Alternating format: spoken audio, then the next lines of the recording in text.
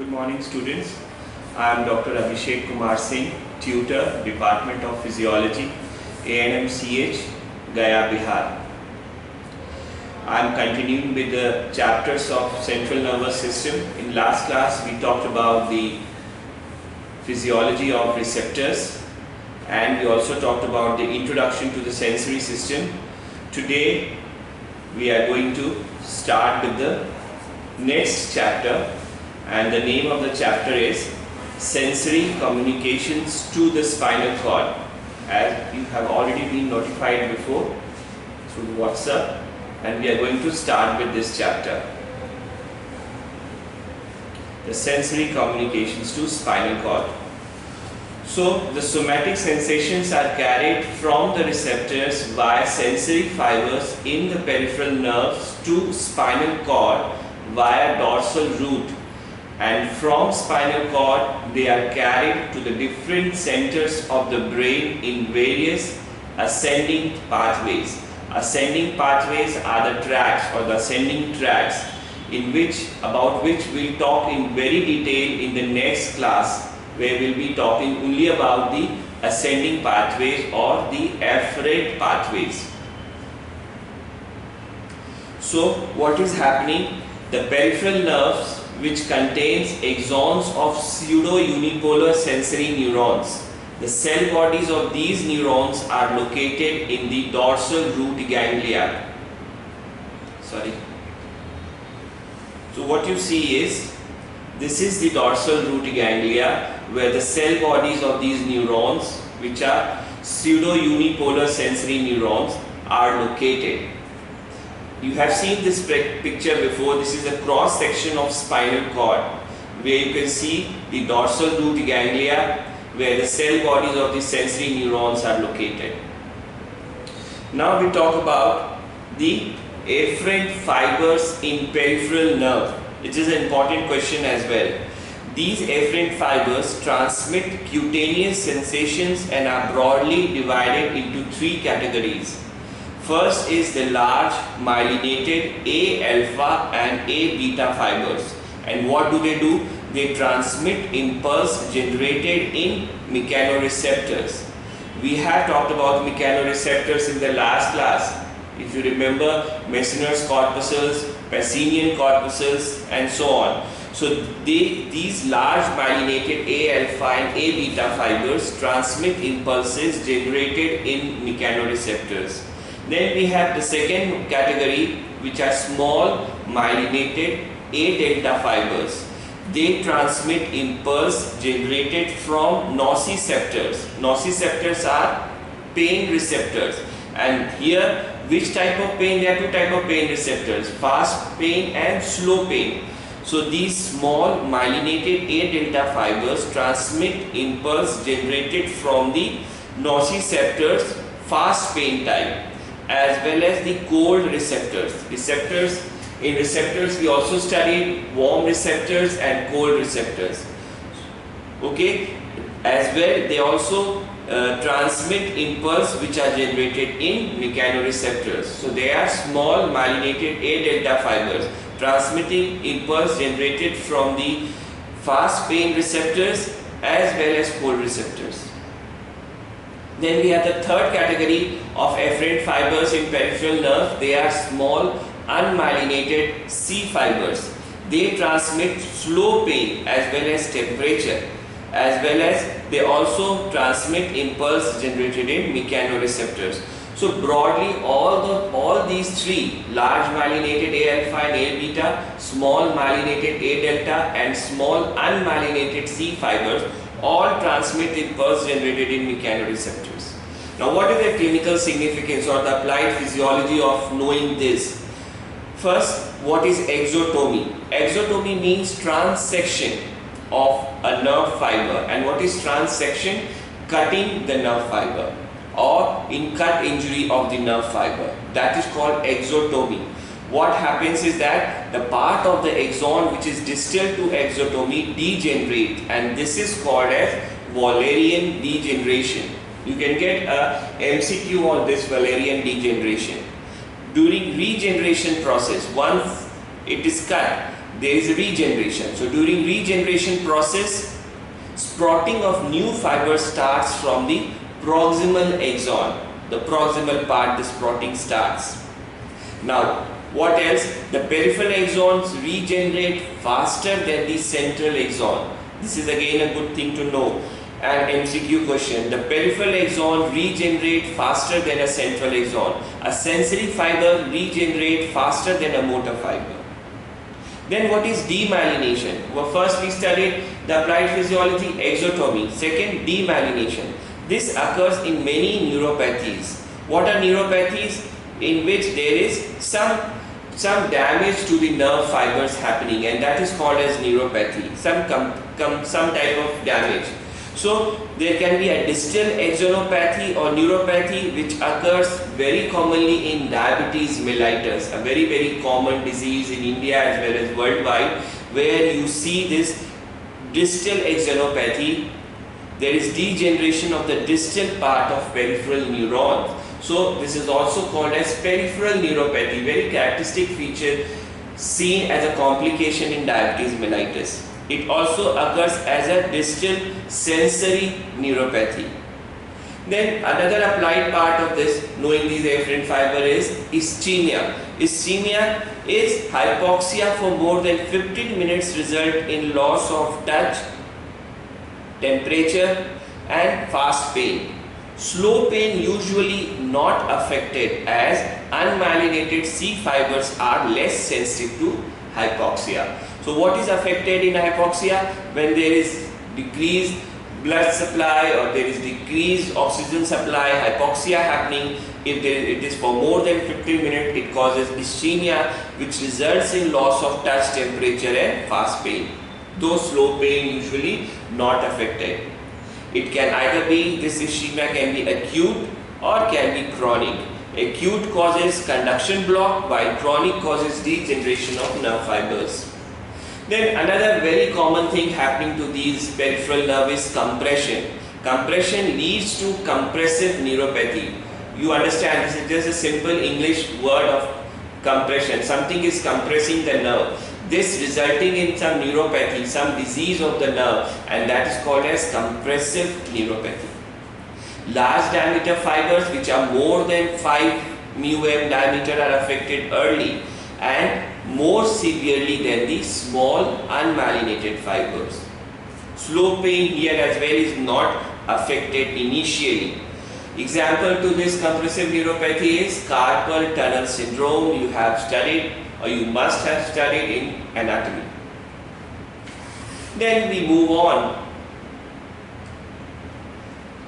Now sensory fibers which are originating from a particular segment of spinal cord innervates a specific dermatome. What is a dermatome? The region of the skin innervated by a single dorsal root ganglia is called dermatome. So it means that an area of a skin which is supplied by a particular sensory nerve is affected. This is called as somatosensory map of the body. This helps in localizing the nerve or the spinal cord segment involved in the disease process. This diagram, front view as well as the back view of a human being, very clearly makes you understand the dermatomal distribution of spinal nerve innervations. You must have studied this in anatomy and we are just revising it in the CNS chapter in physiology.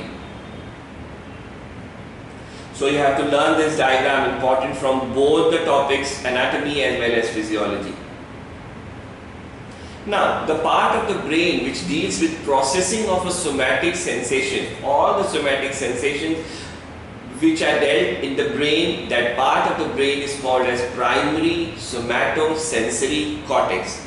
This word somatosensory cortex, the primary somatosensory cortex, you will be listening again and again when we will be talking more about in the sensory system and other parts about which we'll talk as we proceed in the chapters of central nervous system, CNS. Dorsal root. The region of the skin which is innervated by a single dorsal root is called dermatome. We have seen in the last slide. This helps in mapping the sensory loss of a particular segment of the spinal cord, thereby locating that disease process. And what is the applied physiology to this? Damage occurs. This may get damage in infection, degeneration, ischemia and traction. We have already talked about degeneration and ischemia.